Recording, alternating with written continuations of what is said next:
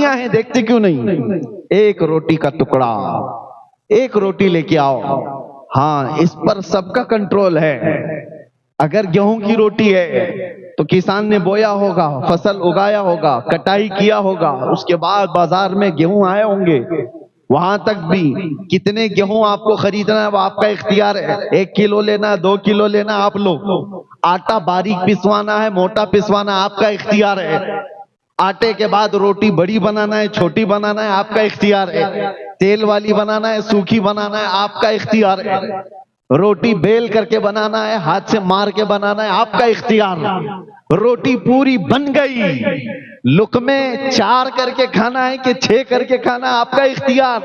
سب یہاں تک تو تمہارا اختیار، چبا کر کے نگل جانے کے بعد اس روٹی سے گوشت کتنا بننا ہے، خون کتنا بننا ہے، پیپ کتنا بننا ہے، اس میں تمہارا کوئی اختیار نہیں۔ کون بناتا ہے؟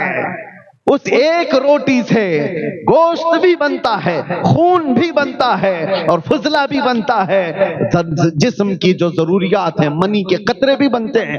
ایک روٹی خون کیسے بناتی ہے، منی کا قطرہ کیسے بناتی ہے، گوشت کیسے بناتی ہے، اور ماں کے سینے میں دودھ کیسے بناتی ہے، یہ تمام چیزیں ایک روٹی۔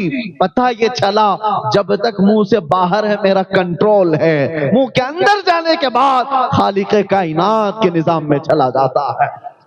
یہ ہماری ذات میں موجود نشانی ہے، ہماری ذات کے اندر ہمارا کنٹرول نہیں ہے۔ اور کیا آپ نے کبھی محسوس کیا خون اور دودھ کتنے اپوزٹ لگتے ہیں؟ نہ ان کی رنگت میں کوئی مشابہت ہے، دیکھنے میں کوئی مثل لگتا ہے، ایک لال اور ایک سفید، نہ خوشبو میں ہے، دونوں میں کوئی میل جول ہے۔ خون کی بو الگ ہے، دودھ کی بو الگ ہے، نہ دیکھنے میں، نہ سونگھنے میں، نہ چکھنے میں کوئی ذرا برابر بھی ان کے اندر مشابہت نہیں۔ خون چکھ کر کے دیکھ لو، دودھ چکھ کر کے دیکھ لو، زمین آسمان کا فرق ہے۔ اس کے بعد اثر میں بھی ارے دودھ کچھ اور بنا دے گا، خون کچھ اور کر دے گا، دونوں بہت ڈیفرنٹ۔ لیکن آپ کو پتا ہے قرآن کہتا ہے یخرج من بطونها شراب مختلف الوانها وفیہ شفاء للناس۔ اللہ تبارک و تعالیٰ فرماتا ہے من بین فرث ودم لبنا خالصا سائغا للشاربین۔ 3 چیزیں، ایک دودھ، ایک خون اور ایک گوبر، 3 اپوزٹ چیزیں دکھ رہی ہوں گی آپ۔ اور اللہ قرآن میں 14ویں پارے میں فرماتا ہے گائے کو دیکھو، بکری کو دیکھو، دودھ کہاں سے بنتا ہے، سائنس کے بچے ہوں تو تحقیق کر کے معلوم کریں، ریسرچ کریں، دودھ جہاں سے نکلتا ہے اللہ فرماتا ہے خون اور گوبر کے بیچ سے نکلتا، خون اور اس کے گوبر کے بیچ سے دودھ کو نکالا جاتا ہے۔ قرآن میں رب تعالیٰ فرماتا ہے من بین فرث و دم لبنا خالصا، خالص دودھ ہم گوبر اور خون کے درمیان سے نکالتے ہیں، سائغا للشاربین، پینے والوں کو خوشحال کر دیتا ہے۔ دودھ جب آتا ہے نہ اس میں خون کا مزہ ملتا ہے، نہ رنگ آتا ہے، نہ بو آتی ہے، نہ گوبر کا رنگ ہے، نہ مزہ ہے، نہ کوئی چیز۔ یہ دونوں چیزیں ذرا برابر بھی دودھ کو اثر نہیں کرتی۔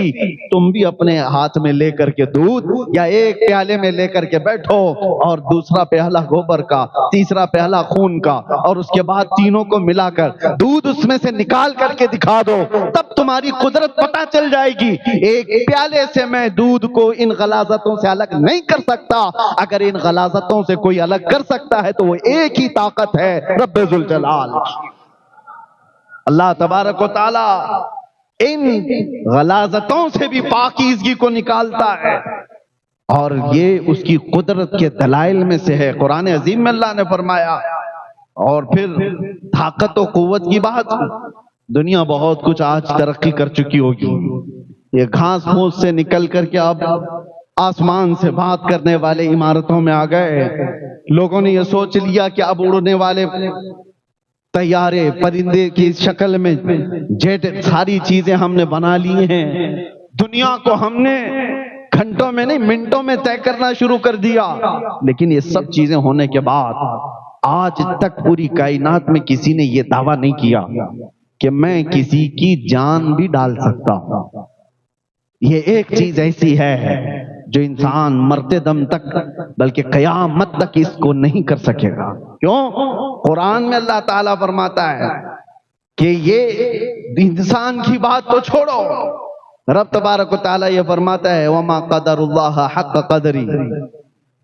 اللہ تعالیٰ فرماتا ہے کہ لَن يَخْلُقُوا ذُبَابًا وَلَوِ اجْتَمَعُوا لَهُ، سارے انسان مل جائیں تب بھی وہ ایک مکھی نہیں بنا سکتے، ایک مکھی نہیں بنا سکتے. لَن يَخْلُقُوا ذُبَابًا، قرآن کا لفظ میں کہہ رہا ہوں، وَلَوِ اجْتَمَعُوا لَهُ، سارے لوگ مل کر کے اس پر کوشش کر لیں تو ایک مکھی نہیں بنا سکتے جو جان ڈالنا ہے اس کے اندر، جاندار چیز کو نہیں بنا سکتے. تمہارے اندر جو جان ہے یہ اللہ کی نشانی ہے، اور موت یہ اللہ کی نشانی ہے. اس سے بڑی نشانیاں کیا ہو سکتی ہیں؟ موت اور حیات اللہ کے ہونے پر دلیل ہے. ہر بیماری کو ڈاکٹر صحیح کر سکتا ہے، مرنے کے بعد کیوں نہیں صحیح کرتا؟ چند سانسیں کیوں نہیں دے سکتا؟ ارے میرے عزیزو، تاریخ میں موجود ہے ایک بہت بڑا امیر زادہ کوریا کا رہنے والا جو حکومتوں کو خرید لیا کرتا تھا، ملین نہیں بلین ڈالرز کا مالک، لیکن بیمار ہوا. یہ 2012 اور 14 کی بات میں عرض کر رہا ہوں. ایک بہت بڑی ٹیلی فون کمپنی کا مالک دنیا میں جس نے پورا ہنگامہ مچا رکھا تھا، بیمار ایسا ہوا کہ بستر پر گرا. جانتے ہو پر ڈے اس کو ڈاکٹر دیکھنے کے لیے جو آتے تھے 1 کروڑ کا خرچہ تھا. 1 کروڑ پر ڈے. سارے لوگ مل کر 6 سال تک اس کو بستر سے اٹھانے کی کوشش کرتے رہے، اور 6 سال میں کتنے کروڑ جا چکے ہوں گے؟ کروڑوں. لیکن 6 سال کے بعد دنیا کے ٹاپ لیول کے ڈاکٹرز نے اپنی عاجزی کا اعلان کیا اور کہا کہ صاحب ثروت جنہوں نے کئی 100 کروڑ کے خرچ کر چکے ان کی سانسیں بند ہو چکی، ہم نہ بستر سے اٹھا سکے نہ ایک سانس زیادہ دے سکے. ہمارے زندگیوں میں جو سانسیں چل رہی ہیں خدا کے ہونے کی نشانی ہے. وہ رب ہے